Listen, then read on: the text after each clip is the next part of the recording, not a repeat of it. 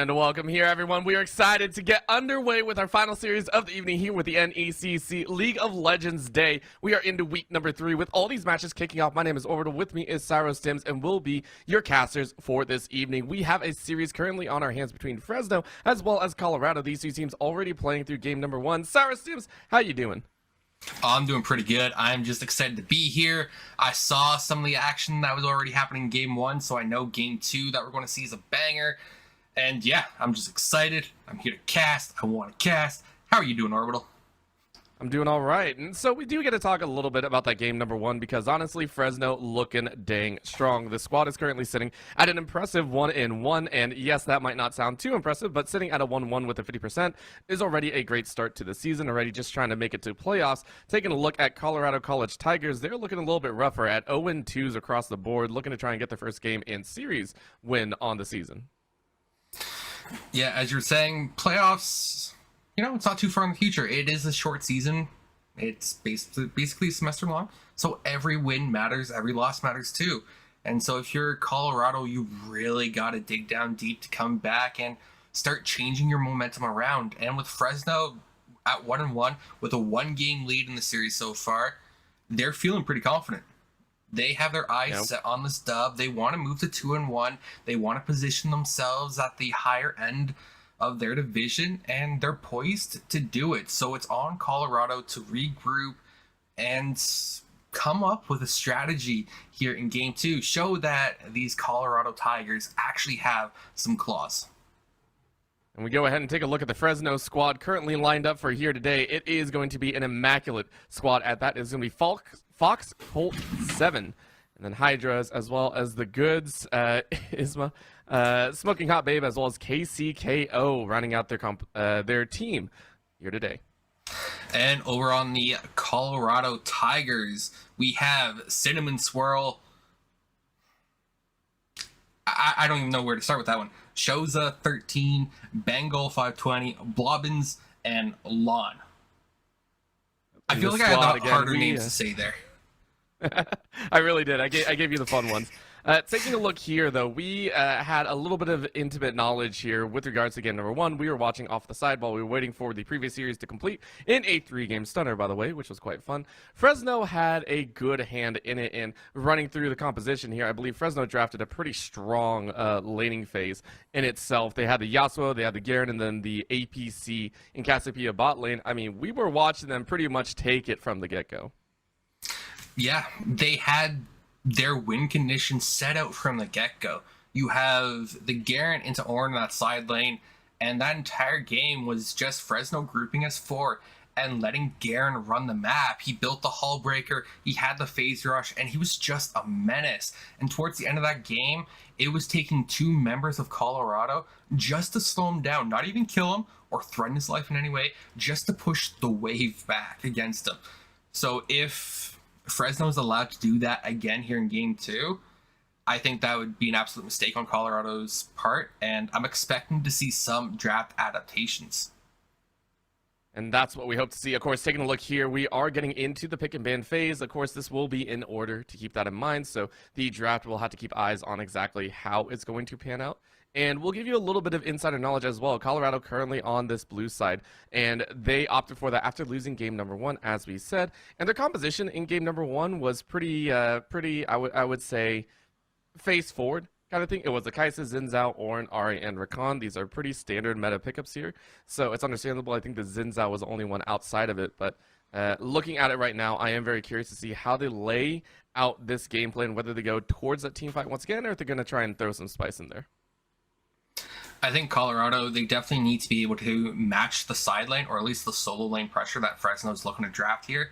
They tried to play the team fight game, and they then got beat in the sides. So Colorado, drafting the Aatrox, always a strong pick in that solo lane, and definitely something that can contest the split pushers. Kennen, he's kind of looking to shove the lane out and then look for that team fight. So it's almost like Fresno's deciding to swap roles here by opting in for some of that team fighting. But with Kayn, he's got great map presence, roaming capability. So maybe they look to play the sides in a little bit of a different manner than before. And of course, Maokai, a tree that I would say more than just bark. He is bark. He's sharp bark. Is his bark his bite though?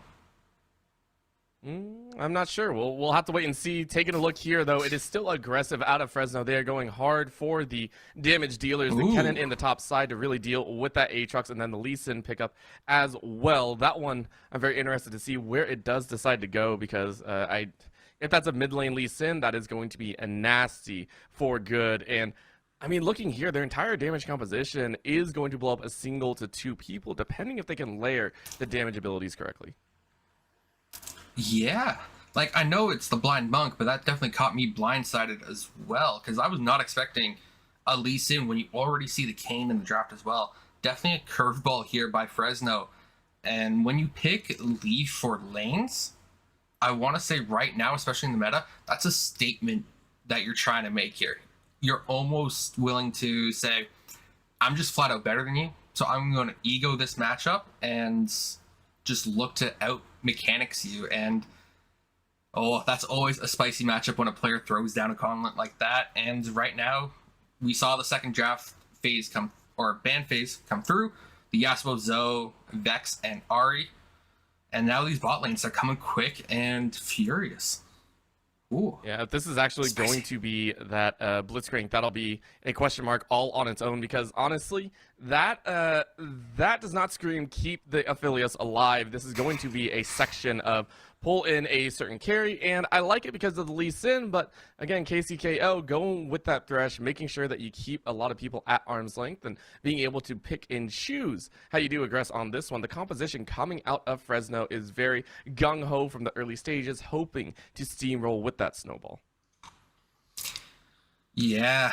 The Colorado comp definitely feels a little bit at odds with itself, but also it can definitely work. You have the Blitzcrank to be your engage, and then you use your Maokai as the peel champion instead of looking for the support to do that. So the jungle and support roles are a little bit reversed in how they want to play out the team fights. It can definitely work for Colorado here because they have plenty of CC lockdown. They have a decent wombo as well. If you're looking at to Blitz, Ori, even Aatrox, all that damage stacked on one target can definitely blow someone up. And so the team fighting actually looks fairly decent for Colorado. Their solo lanes could still be a little weak if they fall behind, but overall they should be fairly steady. They scale well, and even if behind, they can still put out plenty of utility and damage just from the nature of their kits. So Fresno over there now, it's going to be spicy. No matter how I look at that draft, there's so many different ways to play it, whether they want to play it to the sides with just the Kayn mobility and focus on the Kayn carry. Maybe they play directly to the solos, as in make the Kennen the carry, and then no one can match in the side lane again, like last game on Garen. But you also have this Lee Sin in the mid lane, and I think that's the dynamic, explosive element that Fresno is going to actually play around. And I'm hoping to see some great maneuvers there with the insect kick, and if he can pull off some of those, that would be a caster's dream for me right now. We do have to watch that one. That one was the curveball that was set forward into motion, and in that instance, we get to talk about a little bit of the fact that game one, again, solo lanes pretty much ruled this rift. It was the individual stepping up here. So let's start with that top side. You were mentioned about the Kennen being one of the big carries. How do you see that stacks up? Is the Aatrox the right answer, and where does that matchup lead to? Is it in favor of the Kennen, or is it still in favor of the Aatrox? Oh.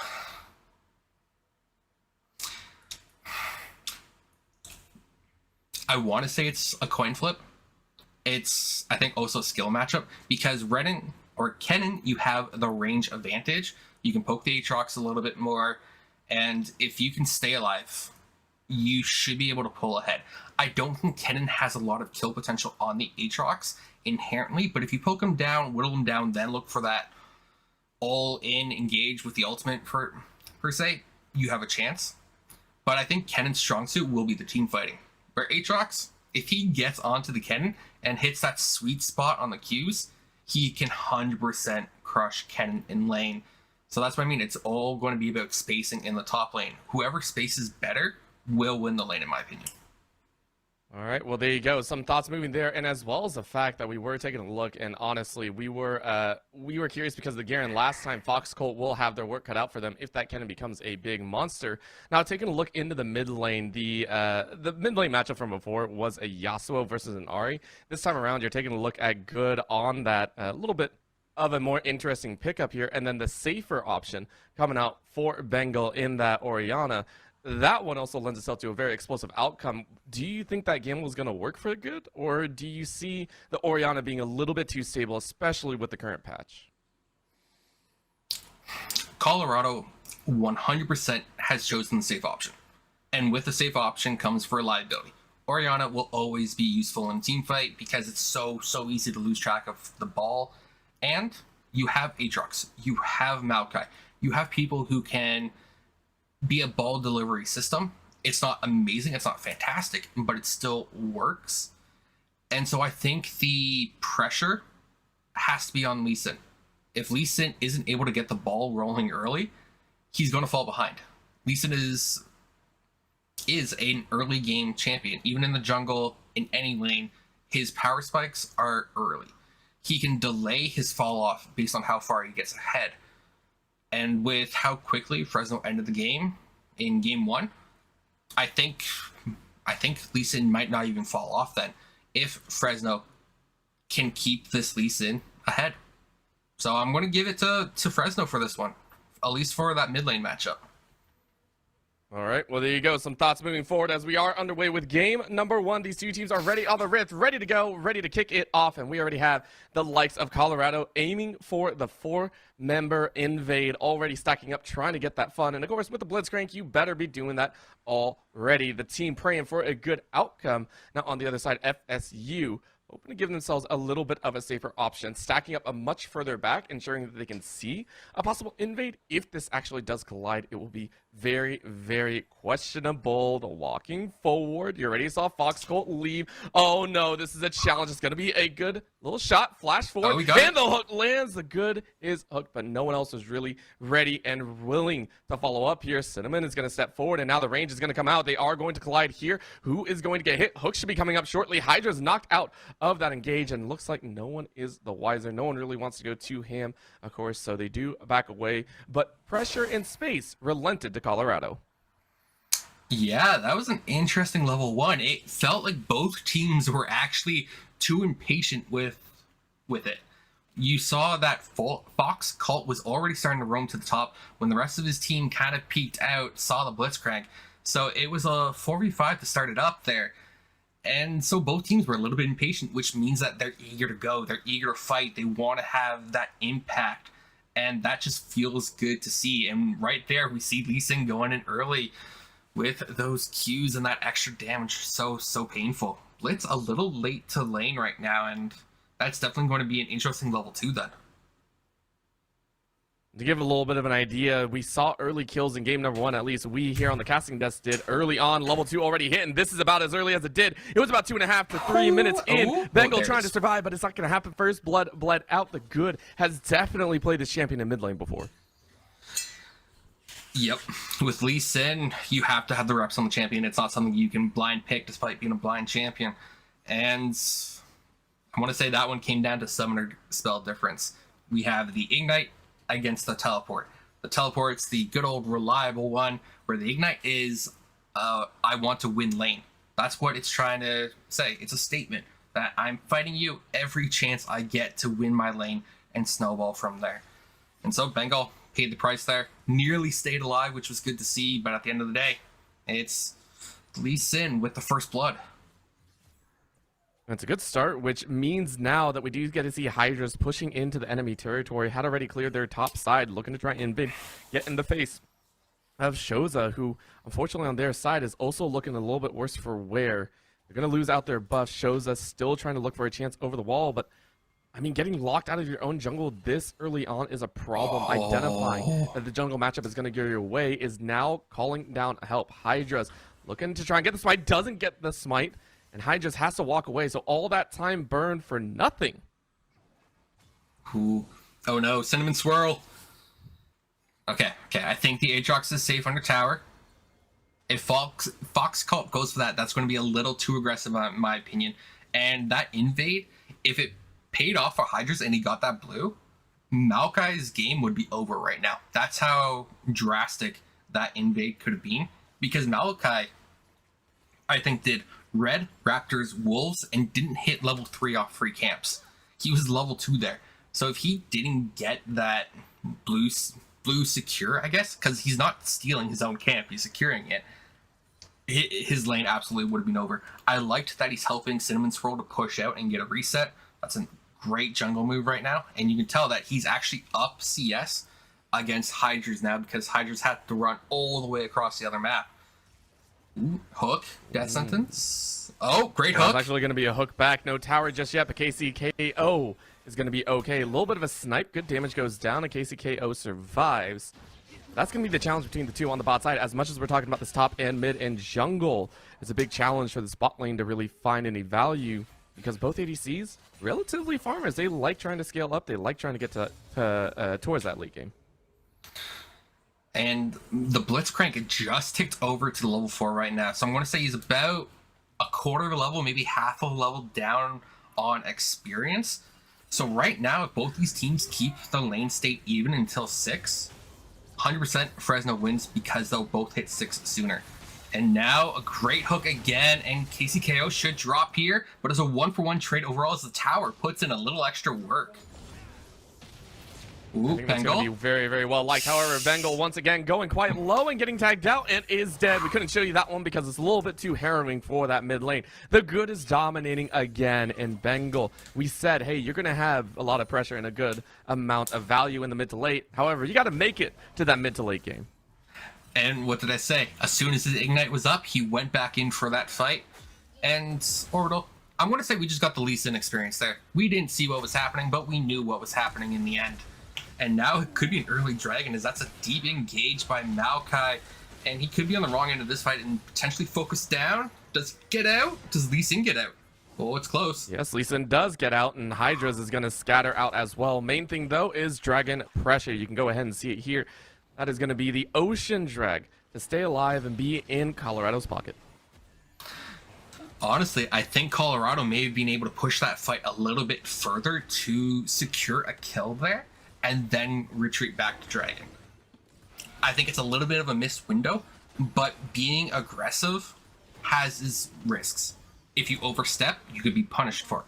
So they chose the safer option, but if they really wanted to punish and get back into this game, I think they needed to go that extra step in that fight, secure the kill on Lee Sin, get that bounty, and then look to drag, or maybe just don't do drag, because the individual dragons right now aren't worth as much as they were.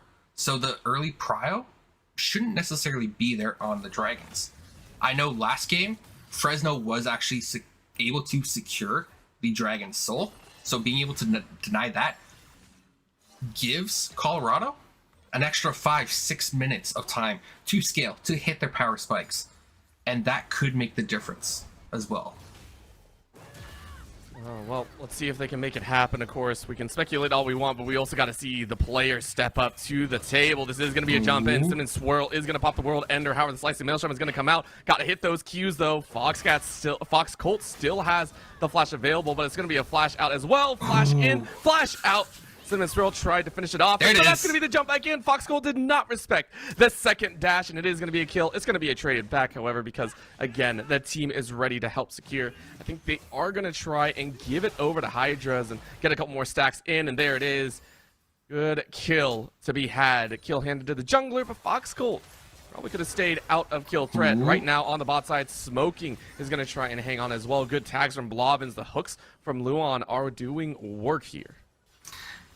Yeah, Blitz definitely putting in work there and forced out the ghost there. But I want to round back, or you could say swirl back to that 1v1 in the top lane, where, as I was saying before game started, if Aatrox can get on top of the cannon, he will get the kill. And that's ultimately what happened when Fox was a little too close for comfort, took a huge trade, and then flash for flash, but didn't respect the follow-up, got killed.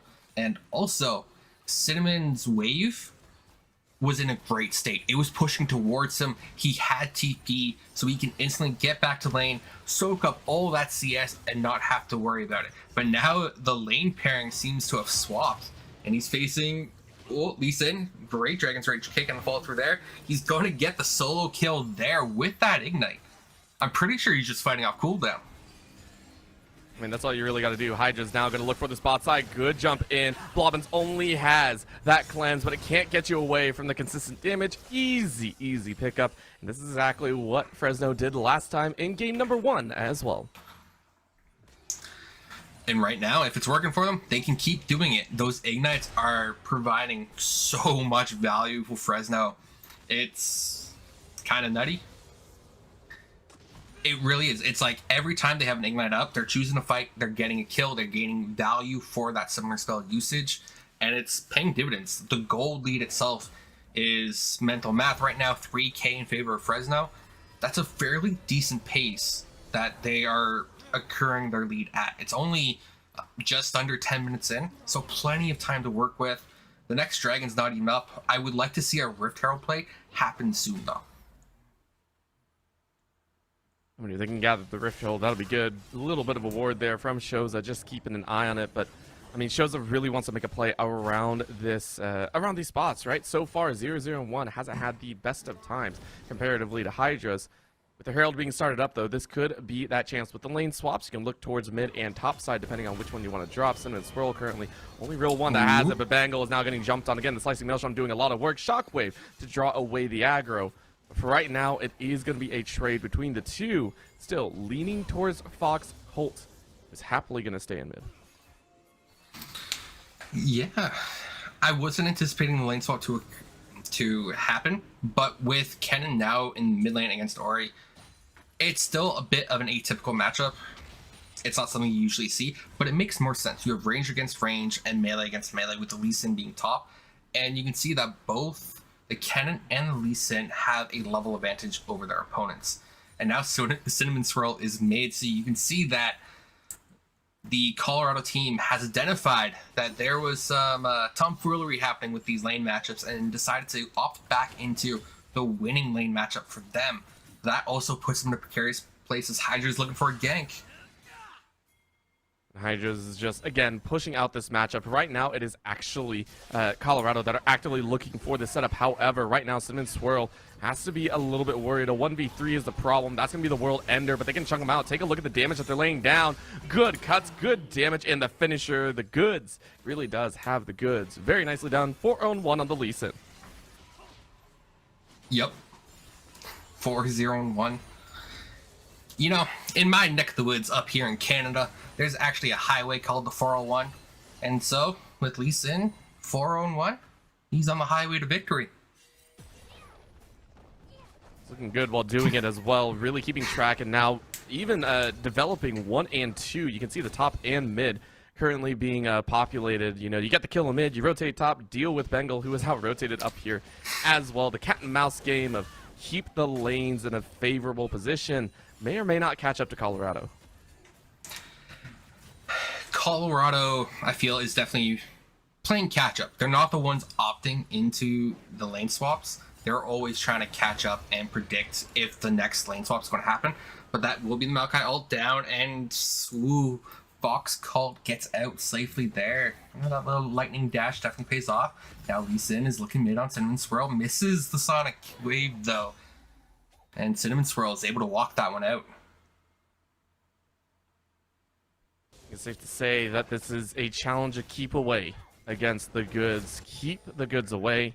Maybe you can look for more. However, the dragon is currently being pinched, and is still stepping up, and that's going to be a good catch. Flash over the wall, but you're drawn right back. Because of that draw, you weren't able to flash out of the Aatrox hold enough, but in time, we are seeing the bot side get taken out. Luan soloed out by 3, and the fact that all 3 members survived of FSU on the top side now gives a lot of value back. Right now, Colorado currently being corralled. The Tigers are getting put in a game. The Shockwave lands on 2. They were not respectable, but there goes the Moonfall. Moonfall is gone. Moonlight Vigil, I do apologize, and now they're going to follow through. In goes a little bit of the Humble Trespass catch inside, and you can't follow up. Still low HP all around. Finally, the Dragon Kick comes out. Blobbins kicked away for the time being. They are low HP, but it doesn't them out a triple kill to the Goods, and that is going to seal this early game. 7-0-1 on the Leafs and assassinating who they please. Man, that team fight, I don't even know where to begin with that one, because Colorado had such a good look there on Lee Sin. Like, it was impeccable. They got him back over the wall after his flash. Like, that just amazing. Unfortunately, he still gets out. Then they overextend there. They get collapsed on. And even then, you saw the low health bars there on Fresno. And so with Colorado being that far behind in gold and still being able to fight that closely, despite not having Luan there, shows dividends to them as a team, to them having a good look despite being behind. Like, fantastic. Except Fresno just played it better. They kited it out. They collapsed back down. And Blobbins, if he secured the pentakill there, that would have been maybe play of the season for all of NECC. Like, it would have been absolutely nutty. 1v5, actually the dream there. He was so close to, but Fresno pulls it off right, and now they're looking for a 2v2 top. Yes, they are. Slicing Maelstrom does enough damage, and honestly, this is still in favor of FSU. They have the strength, they have the DPS, and it's going to work Bengal a little bit too slow. Again, double kill over. Looking for that triple. There isn't really any other value. Bengal does have flash, but I mean, how far can you get away here? Flashes away from that Q. Nothing else to follow. Ignite is available, is going to take down, and now Hydros has a free kill under the tower. Great pickup. Freedom, to say the least, and is now 15-3, a kill a minute for FSU. They've definitely accelerated the pace of this game right now with the team fights, the Dragon, the Rift Herald.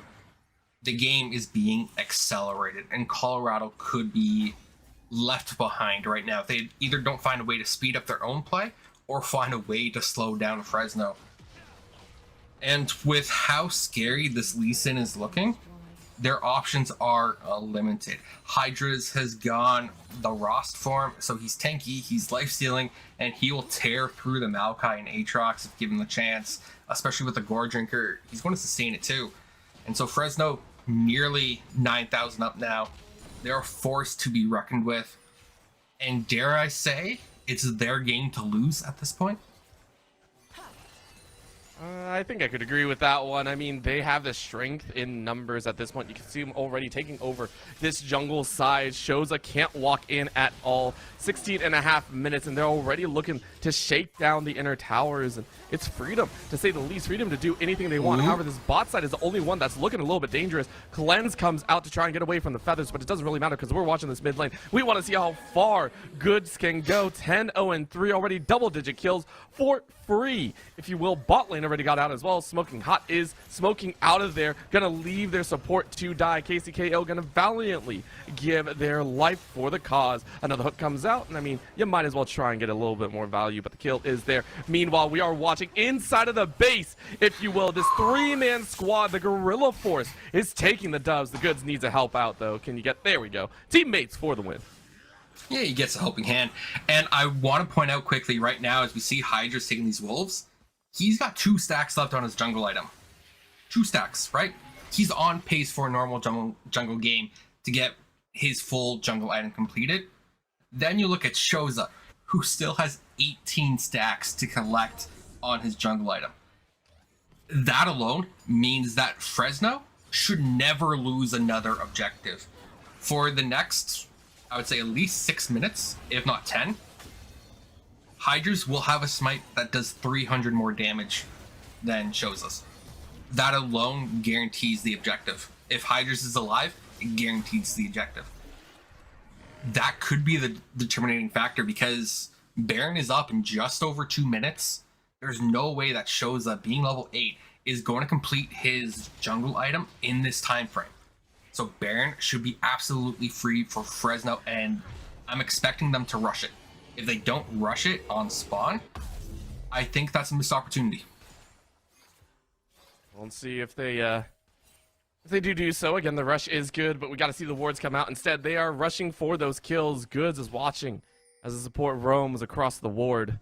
And honestly, FSU just they're just chilling. They know they got this game pretty much in the bag, and that's why they're working their way around. However, multiple wards going down around the Dragon Pit, which I really do appreciate. Vision has been all important in Colorado. It could be a lot worse, honestly. They could already lose the spot side tower. They could lose just about everything. But they're keeping wards up. They're ensuring that they got multiple points of entry, especially for these TPs up for the Dragon. And Fresno is the first one on Dragon 2, or at least set up for it. Now, Lee Sin, he's going to go straight in for this, and Bengal, that's a dead cat. Right? Yeah, now Shoza. Not just that, it's also a tree as well. Ugh. Deforestation is a real issue, people. We just saw how easy it happens across the rift. It needs to be stopped. We need to focus on the climate and the species that are endangered, like dragons. They are just being slain every chance right now. We need to protect the rift. And there's not much that you can do here. Tower falling, everything falling, dragons in their favor. And it looks like it's going to get worse and worse. A good takeaway by Colorado, but how much are they going to lose in the chance? You can see that mid tower already about ready to fall. A couple more smacks. Thankfully, the eye is hit. Hydra's going to try and dance their way out. Will the hook land? No, it will not. That is okay to be seen. Smoking hot, and KCKO were able to take down the bot side tower. Honestly, 20 kills to 4 at 20 minutes. FSU still hunting for a little bit more. Yeah, you can just tell that Fresno is feeling good about themselves. They want these fights. Even if they are down a man starting it, they are just that far ahead. They're up 12k gold right now. And it's looking pretty scary here. Cinnamon Swirl finds the Lee Sin. Shows us there for the follow-up. It looks like it's going to be a team fight here as Colorado's getting collapsed on. The Tigers are getting penned into the forest entrance. Ooh, there's a good cannon ult. Yes, there is. Now they're going to try and bounce their way out, looking at the other side of this jungle. They're being run from side to side as it's 2 quick kills. The Aphelios is safe, of course, but the draw under the tower is going to be big. Can they at least get one? No. In goes the Featherstorm. The recall will find 1 life. Hydra is still hunting for Bengal, and Blobbins is currently hit. Another catch on the back end as this tower dive is working wonders. The plates, the hits, the damage, the reeling. That will be the collapse, as that will be a delayed ace to finish things off. Shoza, the fight going on so long that Shoza has revived. Yep. Fresno, they're playing these team fights nearly immaculate there, and you could tell that their tower juggling was on point as well, especially with KCKO picking up the aggro towards the end of it and just holding it. He didn't immediately drop it. He didn't panic when he had it. He stood there, took it, and then dropped it, allowing his entire team to survive there. Just great heads up from the Fresno players in that team fight. That's what we want to see. But if we go back just a little bit, I think the Rift Herald may have been a bit of a wasted play because they didn't even crack the inhibitor line, especially with how far ahead they are. If they grouped as 5 and dropped Rift, they may have been able to end the game with Shelly at this point. But now it's Lee Sin and Cinnamon Swirls. He's gone down. He's just gone down. I mean, really, who needs to crack the inhibitors when you can pretty much take everything for free? Might as well get the rest of the waves. And I think that's the Goods game plan, is literally open up space for the rest of the team. You can see here the draw of seeing that cannon on the bot side. The Goods is still around town as well. That's going to be the look. Bengal, you can't be here, buddy. You can't be walking that safely. The Goods is going to get it out of tower range as Hydras is going to initiate round number 3. A catch on Blobbins into the Umbo Trespass, into what could be a shielded kill. Hydras has to get away, though. Under the tower is going to be a problem. Good heal coming in with the red cane, and now they slaughter forward. Round 4 starts off with a bang as blue team is currently on life support. Colorado about ready to tap out, as that will be the cleanup. They are not allowed to fall just yet, as FSU still got to get their kicks in. I think life support may be generous right now. I think they're actively in the morgue at this point. They just don't know it. Because that gold lead, it's nearly 1k per minute, which is absolutely astounding. Fresno is playing the map nearly impeccable as well. They're rotating, they're swallowing up objectives. They're basically strangling out Colorado from getting any resources at this point. And Colorado, they have to send multiple people just to try and clear a wave. And now we see Luan hooked here. Ooh, okay, he walks out. Crisis averted. I think one more team fight and Fresno wins the game. I mean, they could, however, last time as well, they took things nice and slow. They made sure to play things by the book and not get too antsy, which I can also appreciate. Yes, you have the lead. Yes, you have everything available, but you can't get too antsy and give an opportunity over. You want to make sure things are crossed off appropriately. With Baron currently available, you can go ahead and go there. Rest of Colorado also chasing up mid gives you freedom to drop the wards. You can see massive amounts of vision being dropped here. A recall by Fox Colt to make sure you can TP in if you wish. And this is going to be that danger.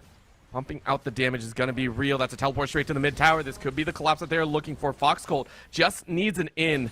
And look at the hunt. Look at the bullying that's going to occur. Out comes Shockwave. nice little vine set and the shockwave, but it's not going to be enough. Again, the feathers are going to be enough. Look at the shred. Hydra takes one. A follow through thanks to the goods. And they are winning. 3 dead in the blink of an eye as a double kill goes the way of Hydras.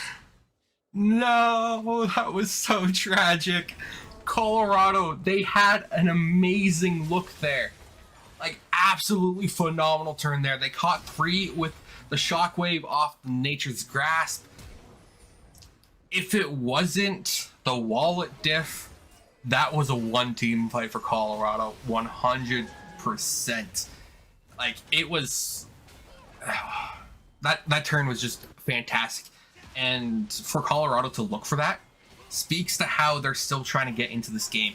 Even though they're down by nearly 20k, by 19k right now, they're still playing. They're still fighting. And that's fantastic. They haven't rolled over. I love the grit that the Tigers are showing right now. Well, that grit may come to a head here as they're going to fight under the tower. That's going to be another shockwave to draw in. You get 1,000 gold bounty on the head, but now you got to fight Hydras. Hydras is the next boss. Remember, when you take one head, 2 more shall take its place because they are fighting ever further. Smoking Hot wants a little bit more, but because the tower is there, you're not going to get the finisher. Meanwhile, Showza, what are you doing? It is Fox Gold just taking everything on their own. Already finished up one Nexus tower. Can't find another just yet. Showza, you had the kill there on the side, but you misstepped or canceled Noddle. I wasn't quite sure what happened. And now Hydras, he sees the tree, he's got the scythe, which, you know, kind of acts like an axe. But it looks like Showza's going to actually re-engage with Nature's Grasp. Can Hydras get away from this one? He gets locked down, knock up. There's the hook by Luon. And is there enough damage? Ooh, that Gore Drinker heal was absolutely gross. The exhaust comes down, but he's still sustaining at this fight, but the CC combo is there, and the 1,000 gold bounty goes on to Showza. I think I would have preferred that on the Orianna, but we can see by the gold values that Lee Sin has more than double the gold that Bengal has. That's a feels bad moment. I mean, right now, you're not really worried about the gold. You're worried about getting those extra pieces of the gold objectives. And right now, it's not going to be there. Slicing Maelstrom Flash into the middle of the squad. Annihilates 3. They are obliterated. Exodia is on the table, and that Exodia piece is called the Goods. Goods follows up with the double kill, flashing or forcing a flash out of Blobbins. You can chase all you want, though. You got the wards, you got the time, you got the minions. Jump forward. Another Q should land, and that'll be walked into just a single Q and just a simple recall. It is going to be the ace coming out for FSU once again as they claim their 3rd dragon of the Hextech. Not even going to worry about the soul. Base is open, and Colorado are looking at their final game of the night. This is going to be GG for Fresno State University as they take the series 2-0. But wait, there's always the fountain dive right now. And Bagel, he's trying to stay alive, but Lee Sin's putting the damage. But the Nexus is killed. And we called it early. The Lee Sin was going to be the dynamic piece that would have to explode for Fresno to find victory. And well, having a 33 out of 41 kill participation is kind of insane, especially when you have 19 kills on a mid Lee Sin. Talk about a performance. And so I would definitely say that Lee Sin performance was, I would say, MVP worthy. It was pretty good over in its own area, and honestly, Fresno should be very excited. They're now moved to 2-0, or 2-1, I should say, on their scoreline, and I'm very excited to see how much further they can go. Of course, that'll be it here for the NECC. We've had a fantastic night of games. Hopefully, we get to see more tomorrow. There's more NECC action to be had, so make sure to tune in then. I believe that all kicks off at about 5 o'clock p.m. EST. That'll be quite fun to see. Of course, that was myself, Orbital, along with Cyrostims to grace this broadcast here. Thank you so much for tuning in. Have a great night.